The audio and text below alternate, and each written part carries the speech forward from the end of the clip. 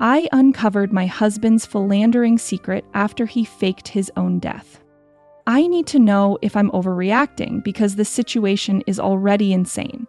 Here's a quick TLDR, though it's hard to believe.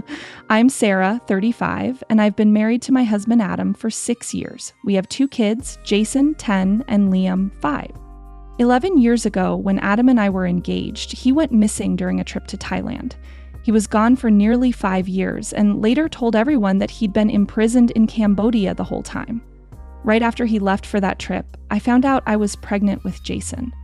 During those 5 years, I became really close to his family, and I eventually met and fell in love with a man named Brian, who I got engaged to.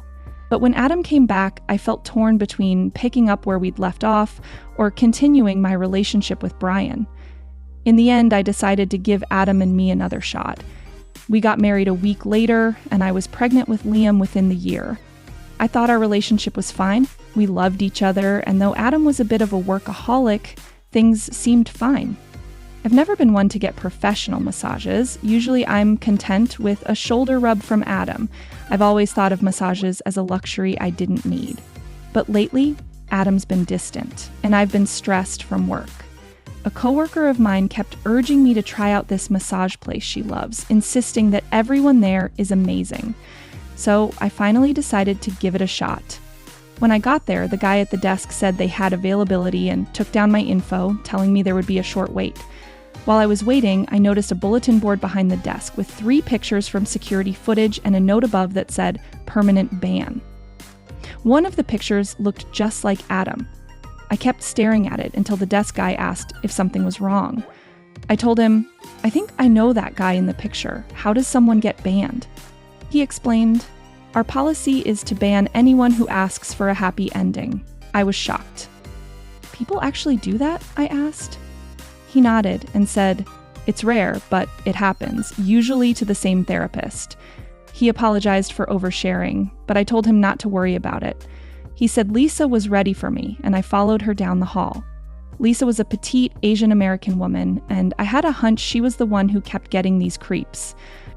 The massage was great, and we made small talk throughout. She had a total Midwestern accent, and I learned she'd worked there for about 3 years, but I couldn't help myself. I had to know the truth.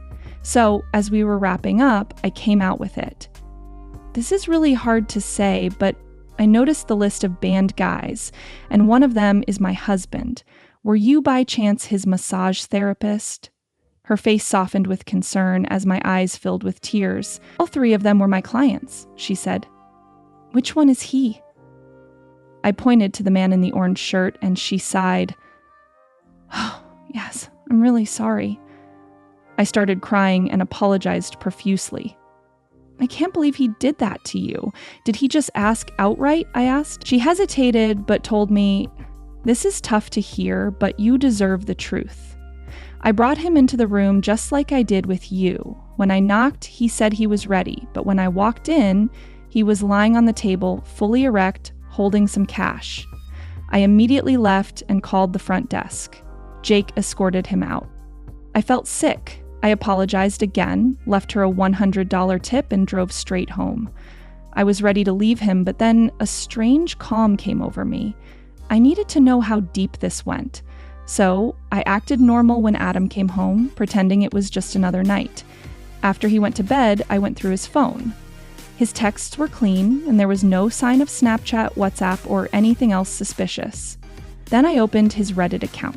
I saw the 4 posts he made when he came back from imprisonment, which I'd read before. I was about to give up when I noticed I could switch accounts. What I found made my stomach turn. He was subscribed to multiple Asian women fetish subreddits and massage forums. The chats were even worse. Most of them were just faceless, anonymous people, probably men pretending to be women, but there was one that stood out. Someone he was definitely meeting. They had detailed conversations about where they met, how much he paid, and what she would wear or do. He had been paying a sex worker for happy ending massages, referring to her as Sok, a common Cambodian name. It probably wasn't her real name, just part of the fantasy he was paying for. There was another conversation I found on his phone that immediately felt familiar. As I kept reading, I realized it was between Adam and Tyler. They had been covering for each other's affairs for years. Then I came across the most gut-wrenching part. They were chatting like usual, and Adam mentioned his upcoming appointment. Tyler said, "I bet you wish you could have just stayed in Cambodia, not have to deal with all this crap, huh?" Adam replied, "Hell yeah, but what can you do? I got deported, lol." Tyler responded, "Well, you were cheating on her too. I'm surprised she didn't turn you in the first time she caught you." Adam said, "Yeah, she still had hope until she caught me again." It was all a lie. The whole story about being imprisoned was fake. He hadn't been in jail. He just left me. That night, I slept on the couch, telling him I'd fallen asleep there. The next day, I asked Tyler to meet me, pretending I needed help with something. When he showed up, I showed him the evidence of his own affair and told him I'd send it to his entire family if he didn't tell me everything. Tyler spilled everything. Adam had been obsessed with Asian porn, particularly the happy ending massage fantasy, since high school. When we got together, it was because I apparently had the right look for him. Tyler tried to downplay it, saying Adam really did love me, but just had an addiction. I told him to cut the crap and tell me about Cambodia. Adam had been involved in an online affair with a Cambodian woman for 2 years before his trip. That means it started while we were already together. His bachelor trip was an excuse to meet her in person. What I didn't know was that Adam had gotten visas for both Thailand and Cambodia. Tyler didn't want to go to Cambodia, so Thailand became their cover story. They spent the first morning taking selfies around the resort, but after that, Adam left to meet up with the woman in Cambodia. He spent 3 days with her and decided he was in love. She came from a well-off family, and Adam wanted more, so he and Tyler concocted the plan for Adam to disappear. Originally, Adam only planned to be gone for 30 days before coming back, but when the time was up, he extended his visa by another month. After that, he just stayed there without any legal status. While he was living with her, he started cheating on her too. When she found out, she kept him around because he promised to help her immigrate to the US as his wife. But after 4.5 years, she caught him again, dumped him, and reported him to the authorities, which led to his deportation. Adam had to confess everything to his parents, who I had grown incredibly close to. They feared losing contact with Jason, so they decided to keep everything from me. That betrayal hurt almost as much as what Adam did. They even told him to stay away from me, but at the same time, they wanted him to have a relationship with our son. I don't understand how they thought that wouldn't conflict. Adam ignored their advice and worked to win me back. When he succeeded, his dad pressured him to marry me immediately and told him to stop his awful behavior. His dad thought Adam had his fun and that marriage would straighten him out. But in reality, I had thrown away the best guy I'd ever had for a workaholic porn addict with a sick fetish. I feel like such a fool. I knew Tyler would tell Adam everything, so I sent Tyler's affair evidence to his whole family. Then I did the same with Adam's, sharing it with everyone I knew. Adam came home earlier than usual, completely furious and overwhelmed by messages. I already had my car packed with my things and the kids' belongings. My best friend had taken them earlier. Adam came at me aggressively at first, but I was ready for a fight. Then he tried to gaslight me, trying to explain things away, but I wasn't having it. I told him I knew about everything: Cambodia, the porn, the sex worker. He tried to defend himself, saying, "She's not a sex worker, just a college student trying to make some extra money." I shouted back, "That's even worse. You're exploiting a young girl who's struggling." He went silent after that. I told him he could expect divorce papers and nothing else. Then I left. It's been a few weeks now, and I feel like an idiot for not figuring this out sooner. I'm starting to recognize all the red flags I ignored. The long hours at work when we didn't need the extra money. The separate bank account, and how he always jumped at the chance to go on every business trip or conference. It was all just a way for him to feed his disgusting habits. The worst part is that he came back for me. He could have returned and just left me alone. I could have married Brian, and now, knowing what I gave him up for, I hate myself even more. Here's where I'm getting some pushback, though. I'm pushing for 100% custody with no visitation for him in the meantime. I have evidence of his porn addiction, work addiction, and his visits to sex workers.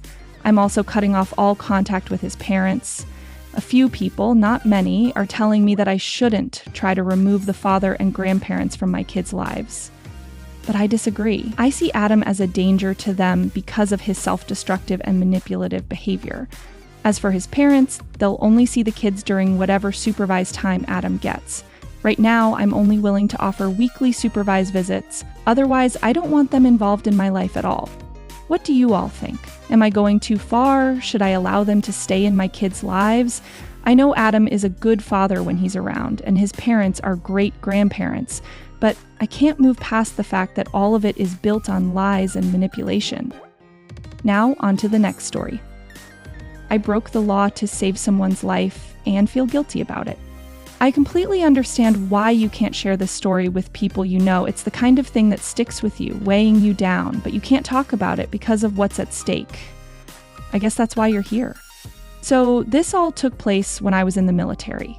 I did something I'm not proud of, even though at the time I convinced myself it was the right thing. It still bothers me to this day, but I can't speak openly about it. It would drag other people into a mess, and honestly, I'd probably end up in trouble too. At the time, I was working as an ER nurse on a military base. Accidents happened all the time, especially during training. But this one was different. It was a flight incident, and those are always a big deal. Lives are lost, equipment worth millions is destroyed.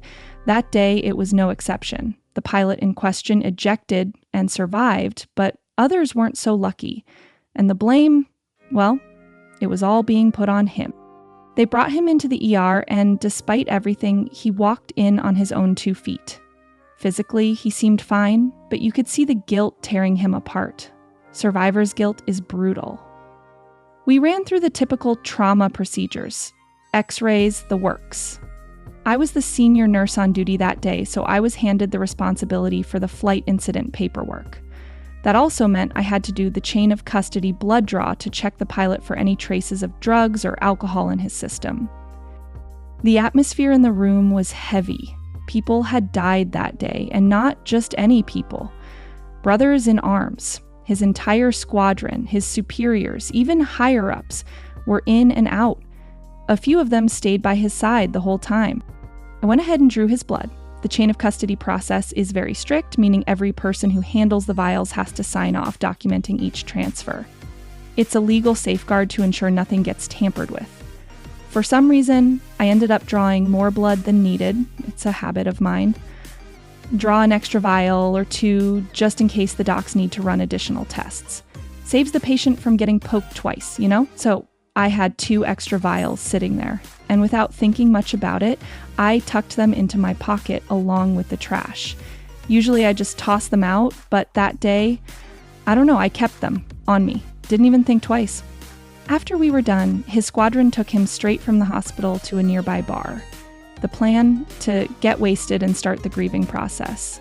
I'm not sure if that's typical, allowed, or even approved by the military, but honestly, I wasn't going to judge.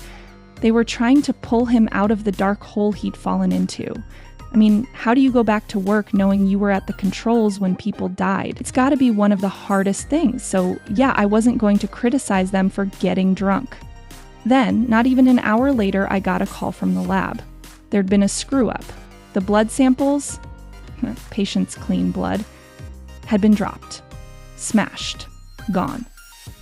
They needed me to get a new draw. Problem was, he was at the bar by now, drinking, and I had no choice but to call him back in for another test. And this time, it wouldn't be clean. There'd be alcohol in his system, no doubt about it. But I still had to do it. Everyone in that room knew exactly what was at stake. With alcohol in the pilot's blood from the second draw, he'd be court-martialed, there would be a trial, he'd face charges, and he'd end up doing time in the brig. His commanding officer came with him. Honestly, I can't remember if he was a 1-star or 2-star general, or maybe just a colonel, but his face told the story. He knew what was coming. The pilot's future was as good as done, unless he stepped up and explained the truth. But this was a second blood draw, done after the pilot had gone off duty and started drinking to drown his guilt. But doing that would mean admitting there was no initial sample on record for the incident, which would raise all kinds of red flags. Even without proof that he was under the influence during the crash, they'd ground him indefinitely. He'd have to fight tooth and nail to earn back their trust, and by then, the dream of being an elite pilot would be gone. Walking him into that room felt like walking him straight to his own execution. As I prepped everything, filling out the forms and getting ready to take his blood again, I knew what I had to do. The commanding officer stumbled through his words, trying to offer explanations, maybe hoping I had a solution, but I don't think he knew or even believed that I could actually do anything to change the outcome. No one pushed me to act. No one made any threats. It was my decision entirely, and no one had any clue what I was about to do. I took the blood sample I'd just drawn in my right hand. The pilot wouldn't even look at me. His head hung low, the weight of guilt crushing him. For the dead, for himself. It was all too much. "Look at me," I said, my voice sharp. "Look at me." I waited for him to raise his eyes to mine. He needed to understand, to see what I was about to do, to know it would be okay. "Do you remember who drew your blood earlier today? Who was it?" "Who?" I pressed him. "It was you. You did it," he replied, his voice barely above a whisper. With his new blood sample in my right hand, I reached into my pocket with my left, making sure it was obvious, and pulled out the extra vials I'd kept from earlier. "This is some of the blood I drew from you before. It's yours. There was extra. This is your blood," I told him as clearly as I could. His expression wasn't blank, but he was just a split second away from fully realizing what I was saying. I glanced at him, then at his commanding officer, before turning and tossing the fresh sample, the one with alcohol in it, into the sharps container. Gone. That evidence was now nothing but garbage. I placed the vials I'd saved from earlier on the counter and started filling out the paperwork. The only thing I lied about was the time of the blood draw. I falsified that detail on the form. But that was still his blood. I'd drawn it myself, and it had never left my possession. We all knew the truth, the pilot, his CO, and me. This was the only way for him to have clean blood on record. The relief in the room was almost tangible. The pilot muttered something to his commander, but I could barely focus. I knew I'd just committed a serious crime.